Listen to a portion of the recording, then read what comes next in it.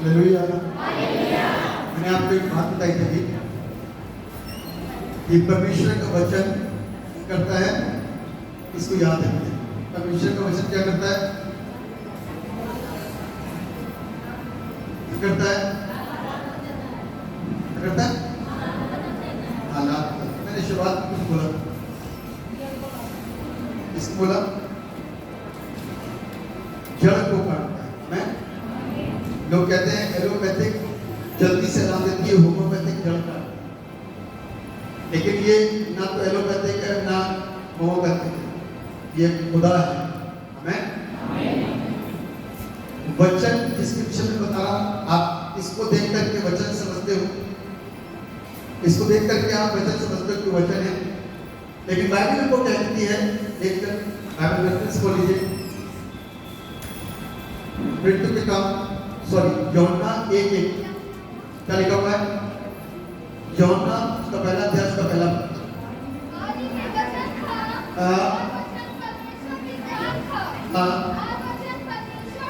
बस आदि में वचन था, वचन परमेश्वर के साथ था, वचन ही परमेश्वर। यानी कि जब वचन की बात आती है तो किसकी बात होती है? किसकी? परमेश्वर की। तो जड़ कौन काटता है? हमें जड़ कौन काटता है? परमेश्वर। आप सोचते हैं पादरी साहब हाथ रखते हैं तो हो जाएगा काम, ये तो उसका रहम है कि हाथ रखा जाता है, बीमार ठीक हो जाते हैं। ये उसका रहम है कि हाथ रखा जाता है, दुआ की जाती है तो दुष्ट आत्माएं निकल जाती हैं। लेकिन ये बंदा जड़ तो नहीं काट पा रहा ना। आपको जड़ कटवानी है कि सिर्फ ऊपर से पेड़ की शाखाएं हिलवानी है? बताइए ना। तो किसके पास आओगे? किसके पास? इसीलिए तो गीत गाया था, यीशु के पास आओ और मुक्ति को अपनाओ। जब तक यीशु के पास नहीं आएंगे तो मुक्ति नहीं मिलने वाली। 2 साल के बाद में, 1 साल के बाद में, 6 साल के बाद में यदि यीशु के पास नहीं आए तो वो बीमारी, वो लांतान, वो कष्ट, वो पीड़ा, वो दर्द, वो दुष्ट आत्मा, वही सेम रोग आपके ऊपर वापस दस्तक देगा। हेलो, ऐसे बोलेगा ना, वापस दस्तक देगा। हेलो, तो आपको फिर से एक बार याद आएगा, चलो कहां कहां, पता नहीं कितने लोग चलने के बाद आएंगे ना। तो आप चर्च लौट के आओगे और फिर बताओगे पादी साहब आज से 6 महीने पहले चर्च आया था और दुष्ट आत्माएं शरीर के अंदर थी और ये गांठ तब ठीक हो गई थी, अब फिर आ गई है। बच्चे सही हो गए थे लेकिन अब गड़बड़ी हो गई। मुझे बड़ा अफसोस लगा, पता नहीं बहन भाई आए हैं नहीं आए नहीं। लेकिन मालूम है सारी चीजें चैन जाती थी, किसी का जीवन समाप्त हो जाता है, वो दुख का विषय क्या होता है? क्या होता है? यदि कोई खत्म हो जाता है ना उसी पीड़ा के अंदर तो दुख। हेलो, हम जिस परमेश्वर की इबादत करते हैं वो हमारी हर एक स्थिति, हमारी परिस्थितियों को अपने हाथों से संभाल क्या करता है? अपने हाथों से। छोटे बच्चों की, बड़ों की, जवान की, बूढ़ों की, हर एक की स्थितियों को क्या कर लेता है? संभाल लेता है। क्यों? क्योंकि वह हमसे लव करता है। Because we love him and he loves us. हम उससे प्यार करते हैं इसलिए वो मेरे से प्यार करता है। तो ये नहीं, वो हमसे ज्यादा है। लेकिन समस्या एक बात है, बाइबल इस बात को कहती है जिसको भी प्रभु ने जगह करा, जगह करने के बाद एक बात बोली, दोबारा पाप मत करना। क्या बोलता है? और एक और बाइबल के अंदर रेफरेंस लिखा हुआ है, यीशु को जान लेने के बाद में, जिसने यीशु को जान लिया, जिसने यीशु को सुन लिया, जिसने यीशु को देख लिया और समझ लिया, यदि वो फिर जाए वापस दूसरी जगहों पे चला जाए तो उसके लिए वापस लौटना अनहोना है। क्या है वापस लौटना? वो कष्टों में कर सकता है। क्या हो सकता है? कष्टों में कर सकता है। जब ऐसा इनके साथ जो हुआ ना, जब बड़ा दुख हुआ, मुझे नहीं पता यहाँ बैठे नहीं। एक को प्रभु ने दुष्ट आत्माओं से आजाद किया। मैं बता रहा हूँ क्योंकि बहुत सारे लोगों के लिए आशीष न करना होता है, क्योंकि आप लोग चर्च को बड़ा हल्का समझते हैं। यीशु को तो समझते ही नहीं, क्योंकि आपने कभी उससे रिश्ता जुड़ा ही नहीं है जो जड़ को काटता है। तो ये तो बहुत हल्की सी बात देते हो आप। और बाइबल में इस बात को सिखा रही है कि उसने जब दुष्ट आत्मा थी ना, तो यीशु मसीह के पास हर दिन आए चंगे होने के लिए और प्रभु चंगा करता था। कभी वो यहाँ तो कभी हम वहाँ, है ना, समझ गए ना? कभी वो चर्च में आते थे तो कभी हम उनके घर में जाना पड़ता था। लेकिन एक दिन ऐसा आया कि दुष्ट आत्मा ने क्या कर दिया, शरीर को छोड़ दिया। जोर से बोलो, छोड़ दिया। और उसके बाद में क्या हुआ, उन्होंने चर्च को जोर से बोलो ना, छोड़ दिया। लेकिन परमेश्वर ने इतने दिनों के अंदर जब तक आते रहे ना, एक खुशखबरी उनके द्वारा सुनाई। पादी साहब, प्रभु ने आशीष दी। प्रभु ने क्या करा, आशीष दी। और संतान उत्पन्न हुई। और 4 महीने के बाद, पिछले हफ्ते से पहले मेरे पास फोन आया कि बच्चा कब तक ठीक था, अचानक से क्या हुआ नहीं पता था। एक रात को हॉस्पिटल में लेके गए, 4 महीने का बच्चा खत्म। दुख होता है क्यों? ये दुष्ट आत्मा है, कभी भी पलटवार करेगी ना, अब किसी को भी उठा कर करेगी। आप देखते रह जाओ। फिर मत कहना यीशु से, मत कहना पादी साहब ये क्या हुआ, क्योंकि ये आपकी गलती का खामियाजा है जो आपको भुगतना पड़ेगा। क्यों? क्योंकि आपने उसको छोड़ा, आपने उसको त्यागा जिसने आपको जीवन दिया। यदि औरों के पास जीवन होता ना, तो आप यहां ना आते। सच्ची बात है, आप बहुत कुछ छोड़ करके आए, आप बहुत कुछ त्याग करके आए, आप बहुतों के ऊपर, बहुतों के लिए, बहुतों के ऊपर पैसा खर्च करके आए हो। कई डॉक्टर्स को दिखा करके आए हो, कई हकीम और वैद्यों को दिखा करके आए हो, पैसा बर्बाद करके आए हो, रोते पीटते भी आए हो, आंसुओं के साथ में आए हो, दर्द और पीड़ाओं के साथ में आए हो, कष्टों के साथ में आए हो, बिगड़े हालातों के साथ में आए हो। ऐसी स्थिति में आप प्रभु को छोड़ देंगे या आपके दुख हो? क्यों मालूम है? आप उनके साथ वापस जुड़ गए जिन्होंने आपको ठेका दिखाया। क्या करा? क्या दिखाया? किसे कर सकते हो आप? ठीक है, जिसने आपको ठेका दिखाया, आपने उसको क्या करा? फिर से गले लगे, क्योंकि वो ना आपका अपना है। क्या है? आपका अपना था, आपके अपने हैं जिन्होंने ठेका दिखाया। लेकिन एक बात बताओ, उस शैतान के ऊपर हावी नहीं हो सकते, उस शैतान को परास्त नहीं कर सकते। कर सकते? आप मुझे समझ नहीं रहे ना? लोग ऐसे ही करते हैं। कुछ लोग दूसरे को क्या शिक्षा देते हैं, जल्दी से जाके दिखा दे, जैसा वो कहे वैसा कर लेना। यदि कहे धागा काटने में धागा काट देना, यदि कहे क्या कहते घर में प्रार्थना कर देना, हाँ हम करेंगे। कुछ लोग ऐसा सिखाते हैं, सिखा करके लोगों को भेजते हैं, ऐसा ऐसा सिखा कि ऐसा कर लेना। मेरे प्रियो, ना तो आप मेरा नुकसान करो, ना खुदा का नुकसान करो, आप अपना स्वयं का नुकसान। किसका? स्वयं का नुकसान, स्वयं का नुकसान। अपने आप को दर्दों में, अपने आप को पीड़ाओं में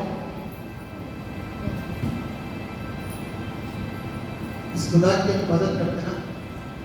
आज का जो शीर्षक आप सुनोगे ना, तो आपको लगेगा कि बिल्कुल सही। आज का शीर्षक आपके अनुसार बहुत सटीक है।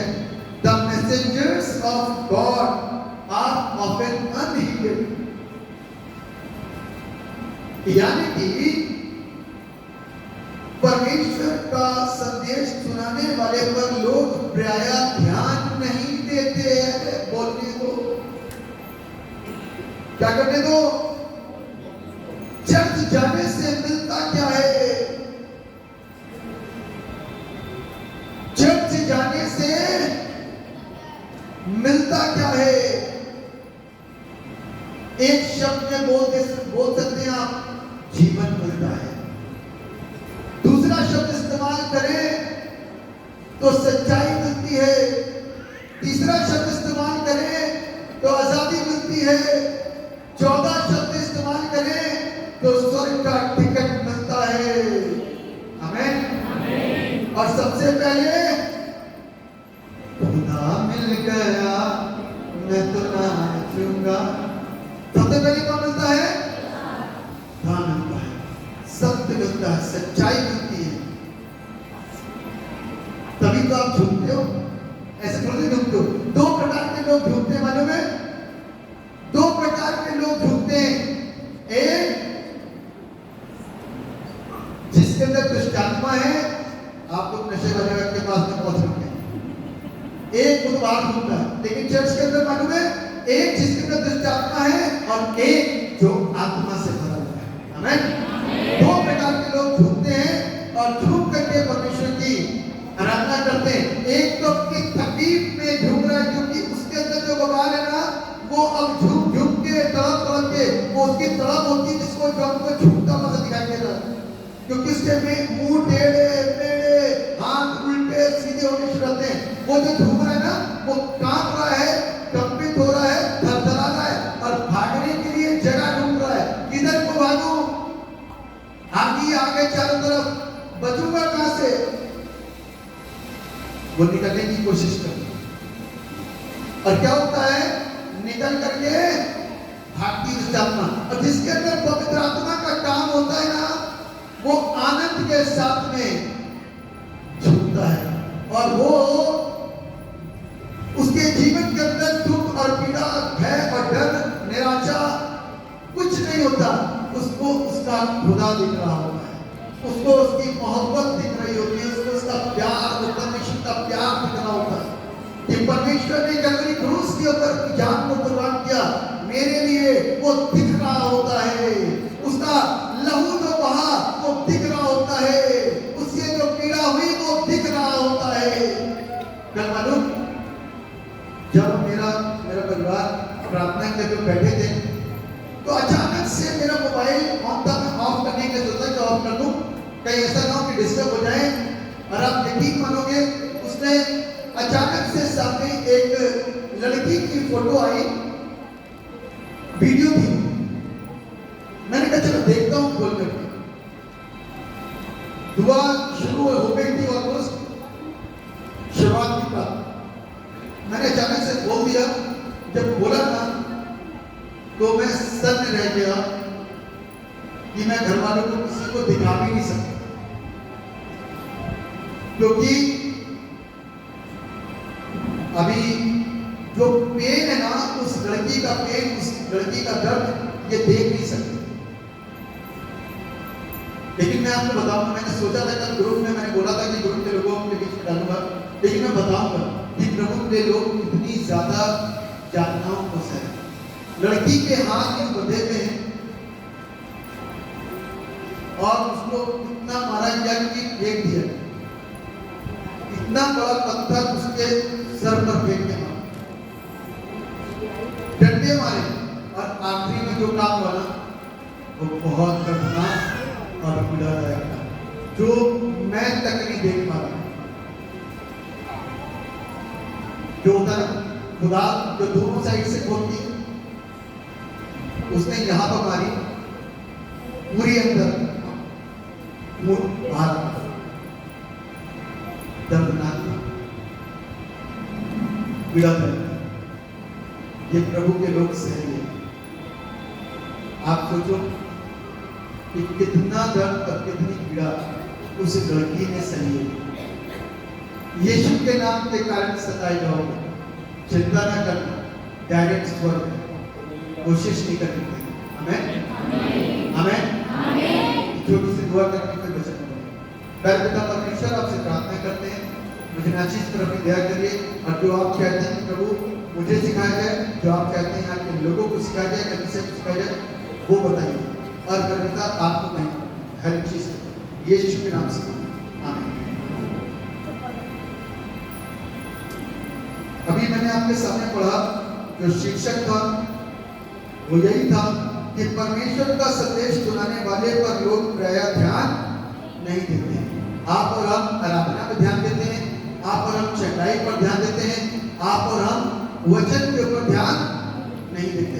जो जड़ क्या करता है, जो यीशु के पास आता है उसकी जिंदगी सुरक्षित हो जाती है। मानते हैं आप लोग? कितने लोग?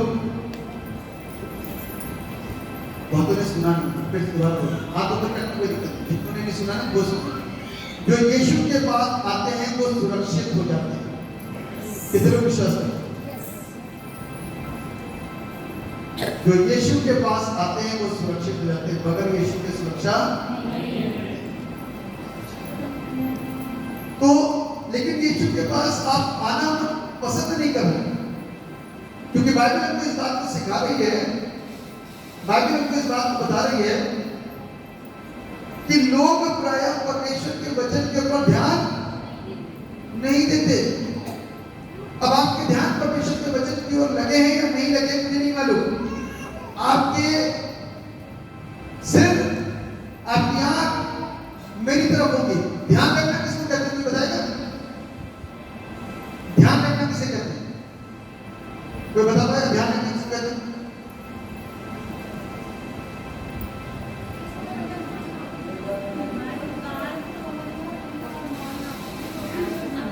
नहीं, यदि आप मुझे सुन रहे हैं और ध्यान रखना क्या होगा?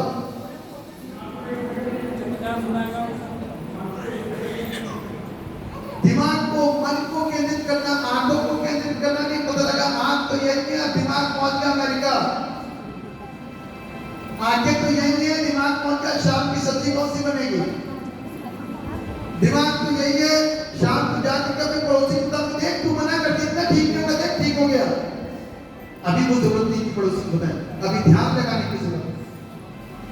दिमाग को, आंखें तो यही लगी है, सिर भी लगा, पादी साहब देखेंगे तो बिल्कुल ऐसा लगेगा सच बोल रहे हैं ना, बिल्कुल ऐसा लगेगा सारे के सारे आई कांटेक्ट मिल रहा है, सारे के सारे क्या कर रहे हैं, सुन रहे हैं। लेकिन ध्यान टाइम में है शाम का। पानी तो निकल जाएगा, कपड़े पड़े हुए, गैस बंद करना भूल तो नहीं गई, फोन करना हूं क्या बात, कोई बात नहीं कर सकते। इतनी देर के अंदर मसाला हो गया, जो परमेश्वर का कलाम दिया गया था वो क्या हो गया, ऐसा ना होने देना। उसको पकड़ लो, जो कुछ भी चीजें आती क्या करो, कैच करो। यदि कैच छूट गया ना तो दूसरा खिलाड़ी खेलता रहेगा, ध्यान रखना। कैच करो, क्या करो, अब क्या कैच करना है आपको, परमेश्वर का वचन। क्या कैच करना है, परमेश्वर का वचन। यदि अब हम परमेश्वर के वचन को कैच करेंगे तो वो अंदर आएगा, और इसके अंदर आने से दूसरा खिलाड़ी आउट होता है। दूसरा खिलाड़ी कौन है, शैतान। यानी कि शैतान आउट होगा और हम क्या करेंगे, विजय की ओर अग्रसर होंगे। क्या होगा, हम विजय की ओर अग्रसर होंगे और जीतेंगे भी, और हारेगा शैतान। प्यारो ठीक है, ये सब निकाल लीजिए। मत्ती रचित सुसमाचार उसका 10 अध्याय, मत्ती 11 अध्याय उसके 16 पद लिखा है। मत्ती रचित सुसमाचार उसका 11वां अध्याय उसके 16 पद से लेकर के 24 पद। मैं आपको 20 पद से पढ़ूंगा। लिखा हुआ है अविश्वास का है, इसके ऊपर अविश्वास का। तब वो उन नगरों को उड़ाना देने लगा जिनमें उसने बहुत से सामर्थ के काम किए थे, क्योंकि उन्होंने अपना मन नहीं फिराया था। आप मान सकते हो ये जगह खतौली, आप सोच लो हम रडार पे हैं, कहां पर है? मेन टारगेट पर है। मालूम क्यों? क्योंकि लिखा हुआ है, ध्यान से पढ़िए, कोई एक जन जोर से पढ़े, माइक लेकर के पढ़ सकता है, जोर से पढ़िए, आगे कर कोई बंदा हो जोर से पढ़े। हाँ, उन नगरों को उड़ाना देने लगा, किन नगरों को? हाँ, जिनमें उसने बहुत से सामर्थ के काम किए थे। यानी कि उन नगरों को, उन शहरों को, उन कस्बों को, उन मोहल्लों को परमेश्वर ने उड़ाना देने लगा, जिनमें उसने बहुत से सामर्थ के काम किए थे। किसने किए थे? प्रभु के दास ने। प्रभु के दास ने लिखा क्या? उसने क्या लिखा? उसने लिखा जिनमें उसने सामर्थ के काम किए थे। आगे क्या लिखा हुआ है? हाँ, मन नहीं फिराया। अब ये लागू किसके ऊपर होता है? सिर्फ खतौनी की कलीसिया के ऊपर भी नहीं, परंतु जितने लोग दूर दूर से, शहरों से, जाने कौन कौन से जगह से आप आए हैं, कौन कौन से गांव से आप आए हैं, मुझे नहीं मालूम, लेकिन आसपास का कोई गांव बचा नहीं है जहां से आप आए नहीं, तो ये आपके ऊपर भी लागू होगा। ये वचन आपके ऊपर भी लागू होगा। क्यों? बोलो बेटा, तरीका हाय खुराजीन, हाय बेसदा, एक काम पूछो। अब खुराजीन हटा करके खतौनी लगा सकते हो इसमें, और बेसदा हटा करके जिला मुजफ्फरनगर लगा सकते हो आप इसमें। लगा के देखो जरा, लगाइए। हाय खतौनी, हाय मुजफ्फरनगर, हाय मेरठ, आसपास के गांव, हाय जो सामर्थ के काम तुम में किए गए, यदि वे और जगह चर्चिस में किए जाते, रुड़की में होते, मेरठ में होते, आसपास के और गांव में होते, तो वे कब किए? आगे बढ़ो। टाट ओढ़कर और रात में बैठकर वे कब के मन फिरा लेते। आमीन। जितने लोगों को नहीं समझ में आया हाथ उठा सकते हैं। जितने लोगों को समझ नहीं आया, समझ में आ गया? आपके गली और आपके मोहल्ले की भी बात हो रही है, आपके गांव की भी बातचीत हो रही है। हाय फला फला जो सामर्थ के काम तुमने किए गए, यदि और अन्य धर्मों में किए जाते, अन्य जातियों में किए जाते, अन्य विश्वासियों के बीच में किए जाते, अन्य शहरों में किए जाते, तो वे कब के टाट ओढ़कर और रात पर बैठ करके मन को फिरा लेते। परंतु मैं तुमसे कहता हूं कि न्याय के दिन तुम्हारी दशा से सूर और सेना की दशा अधिक सहने के योग्य। न्याय के दिन जब परमेश्वर न्याय करेगा तो बाइबल कहती है तुम्हारी दशा से कहीं ज्यादा इधर उधर के शहरों की दशा सहने के योग्य। क्यों? क्योंकि हमने मन नहीं कराया। क्या नहीं करा? मन नहीं कराया। ऐसे ही समझ लो, जैसे आप आकर के यहाँ पे बोलते हो ना, पादरी साहब बच्चे मेरे कहने पे नहीं है, बच्चे पढ़ते नहीं है, बच्चे सुनते नहीं है, पति सुनता नहीं है, नशा करता है, पत्नी सुनती नहीं है, बातें नहीं मानती, अपनी चलाती है, बच्चे कुछ सुनते नहीं है, घर में कामयाबियां नहीं है, घर से छूट नहीं रहा, ये हो नहीं रहा।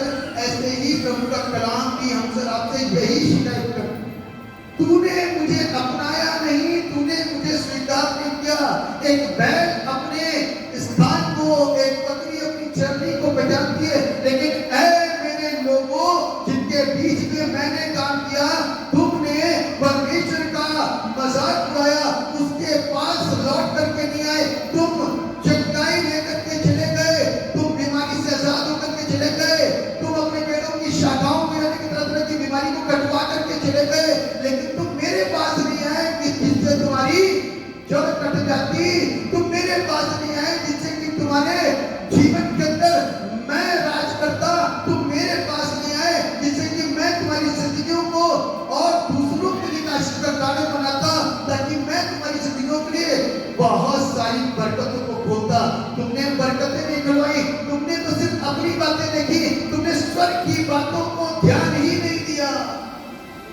की 32 का 3रा अध्याय इसके 1 होकर लेना। कुलुस्सियों की 32 का 3रा अध्याय का पहला पद पढ़ने का लिखा हुआ है। कुलुस्सियों 3:1 का लिखा हुआ है। जिस किसी को मिले पढ़े।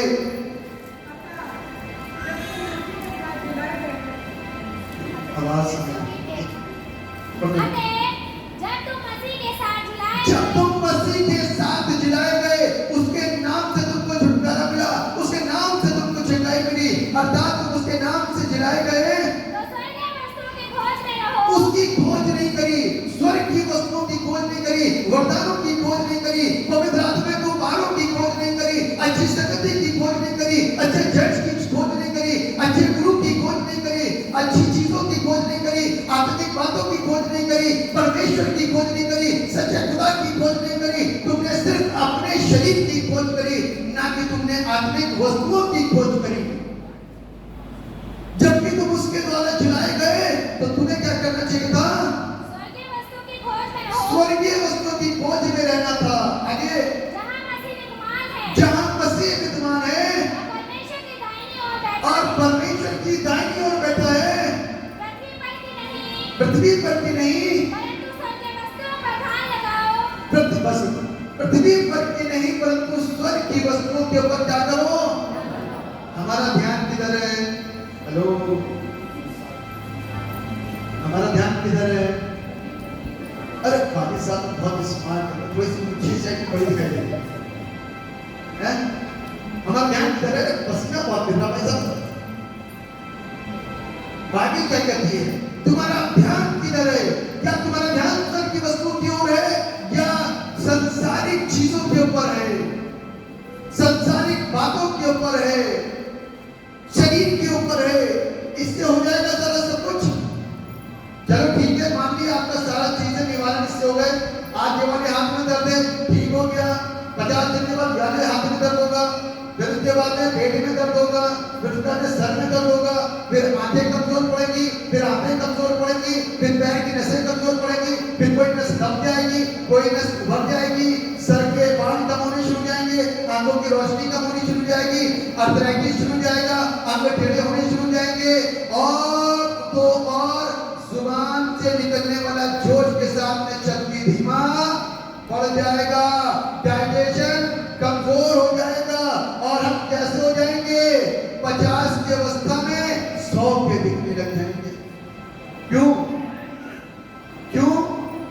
क्योंकि आप तो शरीर के लिए आए थे ना, आप तो शरीर के लिए आए थे, स्वर्ग की आशीषों के लिए आए थे, प्रभु के लिए नहीं आए थे, यीशु के लिए नहीं आए थे, सच्चाई के लिए नहीं आए थे, सत्य के लिए नहीं आए थे, वरदानों के लिए नहीं आए थे, आप तो अपनी जरूरत के लिए आए थे। ये भीड़ टाइम की आई है। कितने लोग नए हाथ में लेकिन जो पहली बार आए, जो पहली बार देखिए, ये पहली बार आए। क्यों आए? जरूरत है, आप चलिए, जरूरत है। जब किसी ने ये मुझसे कहा चलो यीशु के घर को, तो यीशु के घर आ गए।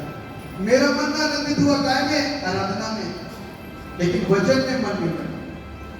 वचन में मन, और ये वचन ही जड़ काटेगा। जिंदगी भर के लिए बीमारी से आजाद होना है कि 1 महीने 2 महीने 1 साल 2 साल के लिए?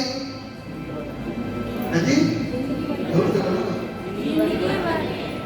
जिंदगी भर के लिए। तो जिंदगी भर की आजादी कैसे मिलती किसी मालूम है? जड़ कटवा कैसे? यहाँ पे कूलर का पेड़ था, उसको यदि मैं आधा कटवाता तो आज 1 साल के बाद फिर परेशान होना शुरू होता। लेकिन अब जब जड़ निकल गई ना तो परेशानी खत्म, मस्त। क्यों? उससे चर्च को नुकसान हुआ। आज हमारी जिंदगी में ऐसी बहुत सारी जड़ें हैं जो गंदी हैं, जो बुरी हैं, उससे हमारे जीवन को नुकसान हुआ। अपने अंदर के उस नुकसान को ना होने दीजिए, इसलिए परमेश्वर के साथ अपने रिश्ते को जोड़ करके जड़ को निभाइए।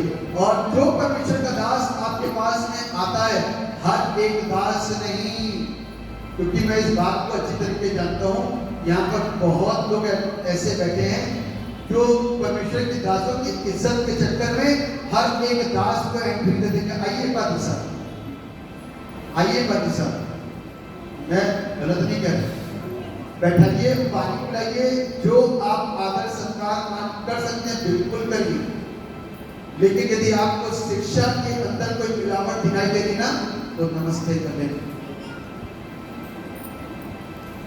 शिक्षा के अंदर खराबत नहीं है, पारदर्शिता नहीं है तो नमस्ते कर लेना।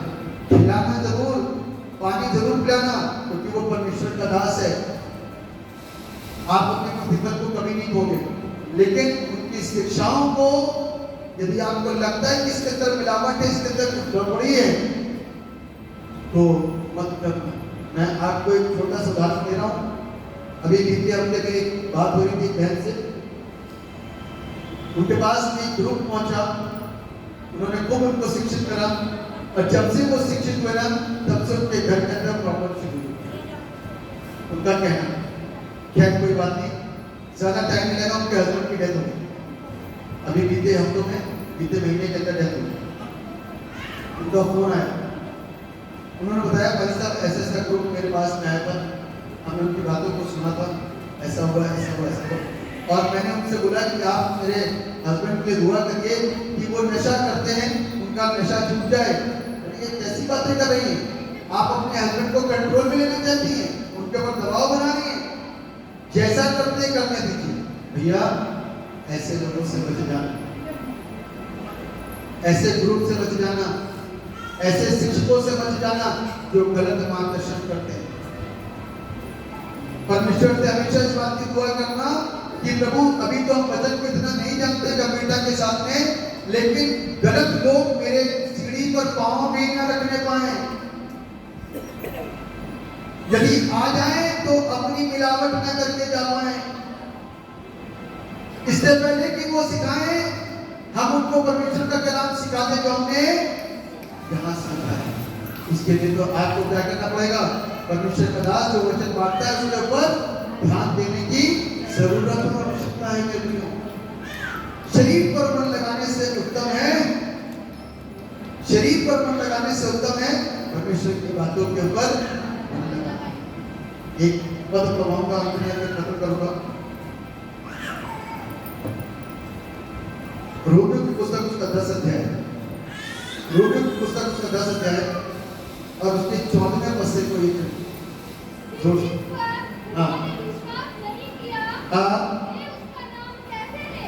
जिस पर उन्होंने विश्वास नहीं किया वो उसका नाम कैसे ले, कैसे नाम ले? आप बताइए, जिन्होंने प्रभु यीशु को जाना कि नाम कैसे लेते? अब आप तो जानते हैं, लेकिन ऐसे आपके आस पड़ोस के पड़ोसी रिश्तेदार मित्र को कैसे नाम लेंगे जब कोई जानते नहीं? जानने का मतलब मालूम क्या है? उसकी सामर्थ पर वो है, उसकी हस्ती क्या है। वो एक बालक देखो अजीब हस्ती बना हुआ है। आगे क्या लिखा बेटा बोलो? जिसके विषय में सुना नहीं तो उस पर कैसे विश्वास करेंगे? नहीं विश्वास कर सकते यीशु मसीह के ऊपर जब सुना ही नहीं। जब तक भेजे ना जाए तो लोगों को बताएंगे कैसे, और उनको पता कैसे चलेगा? इसलिए मैंने आपसे शुरुआत में क्या बोला? मैंने आपसे शुरुआत में जब मैंने दुआ करी ना तो यही दुआ करी, प्रभु उनको माफ कर दीजिए, नहीं जानते क्या। सरकार को नहीं मालूम कि वो शैतान के चढ़ाई चल रहे हैं, वो सोचते हैं वो अपनी बुद्धि का इस्तेमाल कर रहे हैं। नहीं, वो अपनी बुद्धि का अनुसार नहीं काम करते। कोई भी इंसान बुरा करना नहीं पसंद करेगा, कोई भी इंसान गलत करना पसंद नहीं करेगा। वो शैतान की हाथों की कठपुतली है जो कुछ और नहीं, परमेश्वर के वचन को क्या कर रहे हैं? पूरा कर रहे हैं। लिखा है ठोकर का लगना जरूर है, लेकिन हाय उस पर जिसके द्वारा ठोकर मिलती है। इसलिए सरकार के अंदर काम हो रहा है, सरकार की नॉलेज में काम हो रहा है, तो सारे लोग सरकार के खिलाफत में बोल रहे हैं। अब उसके द्वारा ठोकर लग गई, लोगों के द्वारा ठोकर लग गई,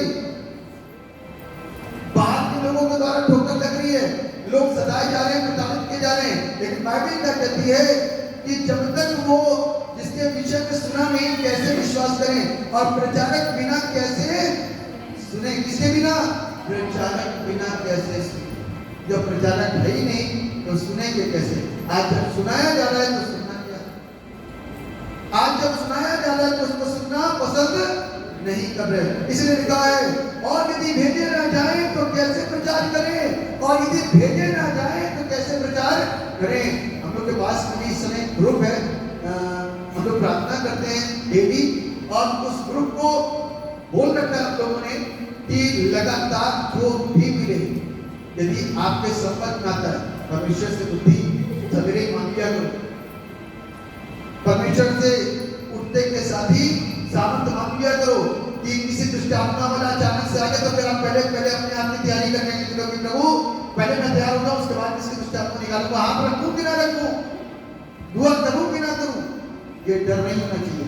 सवेरे दुआ कर लेना, प्रभु अपने दास को अपने प्रोटेक्शन रखना, अपनी बेटी को अपने नियंत्रण रखना, अपने लोगों को अपने हाथ में संभाल रखना, ताकि पूरे दिन भर यदि कैसी भी सेवा करने का अवसर और मौका मिले, भूले जाना, दिलेरी के साथ में करें और परमेश्वर के नाम को महिमा दे सके। तो इसलिए प्रचार करने के अपने पाँव को ना रोकें। लिखा हुआ है, बहुत खूबसूरत लिखा है, जैसा लिखा है, उनके पाँव क्या ही सुहावने अच्छी बातों का समाचार सुसमाचार सुनाते हैं। उनके पाँव, किनके पाँव?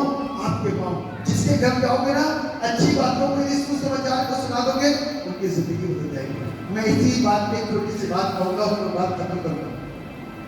मैं बता चुका हूँ, लेकिन आज जब इसी से संबंधित एक पद है तो मैं उस उदाहरण को जरूर दूंगा।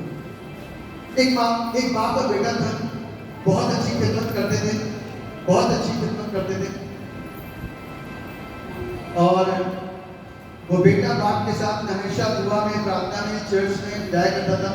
और उनके पास एक चर्च था, हर संडे खिदमत करने के बाद में तो बाप और बेटे ट्रैक्स मिनिस्ट्री करने के लिए, यानी कि छोटा छोटा टैक्स के साथ लोगों के सड़क पे जाएंगे, ऐसी जगहों पे जाएंगे, उनको देंगे, ये शुरू से जाएंगे, वो पढ़ेगा, वो बच जाएगा।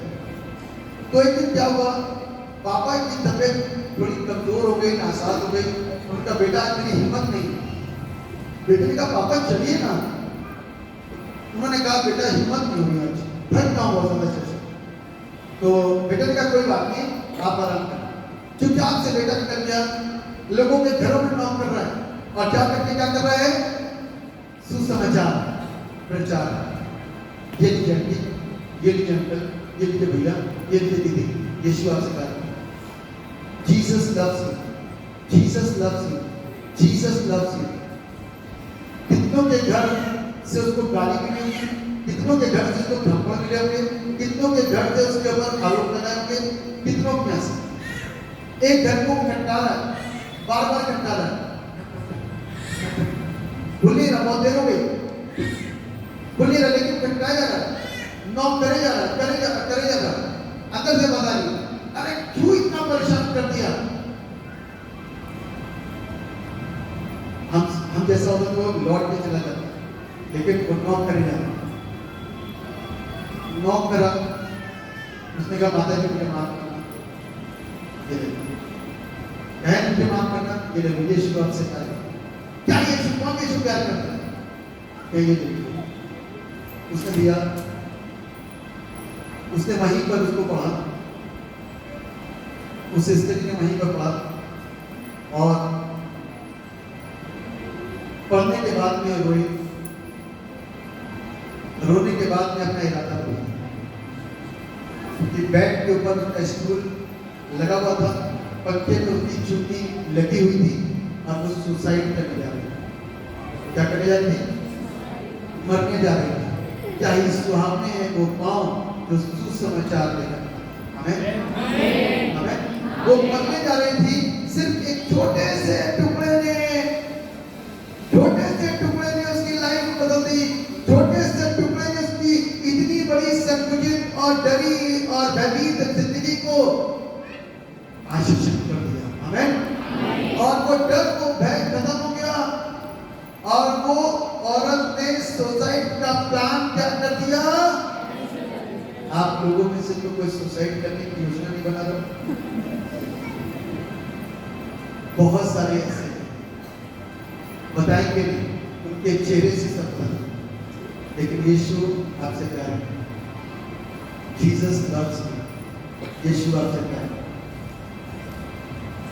वो आपको मरने नहीं देना चाहिए, ये तो संसारिक मौत है। और आप एक चीज को बताऊं, ध्यान से सुने ना, बहुत लोग है ना, ध्यान से जो मरना चाहते हैं ना, ध्यान रखना, उनका डायरेक्ट नरक में एंट्री है, स्वर्ग में कोई एंट्री नहीं। जो हालातों से लड़ नहीं पाते, जो कायरता का काम करते हैं, उनकी डायरेक्ट एंट्री कहां पर है? कहां पर है?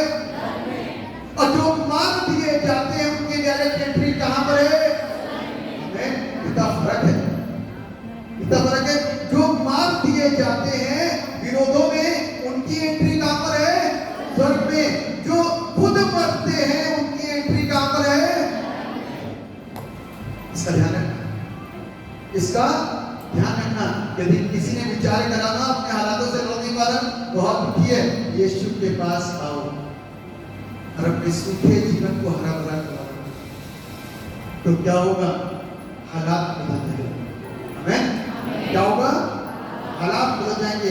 बाइबल इस बात को कहती है, मैं उनके द्वारा जो जाति नहीं तुम्हारे मन में जन्म जाऊंगा, मैं एक मूल जाति के द्वारा तुम्हें रिश्त दूंगा।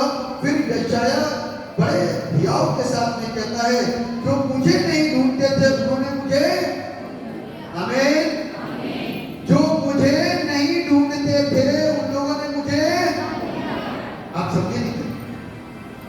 आप लोगों ने कभी यीशु मसीह को ढूंढा? किसी ने ढूंढा? किसी ने ढूंढा? यीशु कौन है? जब पढ़ते थे, जब शादी नहीं हुई थी, तब आपने कभी यीशु को ढूंढा? लोग आपको नया नया पकड़ा, कितनों को पहले, आज से 10-15 साल पहले किसी ने नया नहीं दिया? कभी पहले इज्जत करी? नहीं करी, नहीं करी। अरे भैया, ये तो ईसाइयों का, अंग्रेजों का फर्नीचर है, छोड़ो, हटाओ, रख दिया किनारे या कहीं फेंक दिया। एक बार किसी ने बांटा था, यहाँ पर नाले में पड़े थे सारे ने, बेकदरी करी। पहले किसी ने इज्जत नहीं करी, लेकिन अब बाइबल कहती है, जो मुझे नहीं ढूंढते थे उन्होंने मुझे ढूंढ लिया, और जो मुझे पूछते भी ना थे उन पर मैं प्रकट हो गया। परंतु इस्राएल के विषय में वो ये कहता है, मैं सारा दिन अपना हाथ एक आज्ञा न मानने वाली और विवाद करने वाली प्रजा की ओर पसारे रहा, लेकिन फिर भी उन्होंने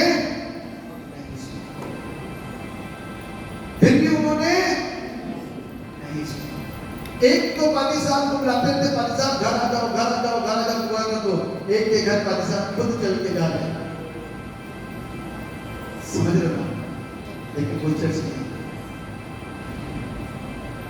हाय पुराजी, हाय पैसा, जो सामने के काम पूरे किए गए, यदि सुबह सदा में किए जाते तो कब के काट तोड़कर राख में बैठकर अपनी जिंदगी को, आज मौका मिला आपके पास जिंदगी बदलने का।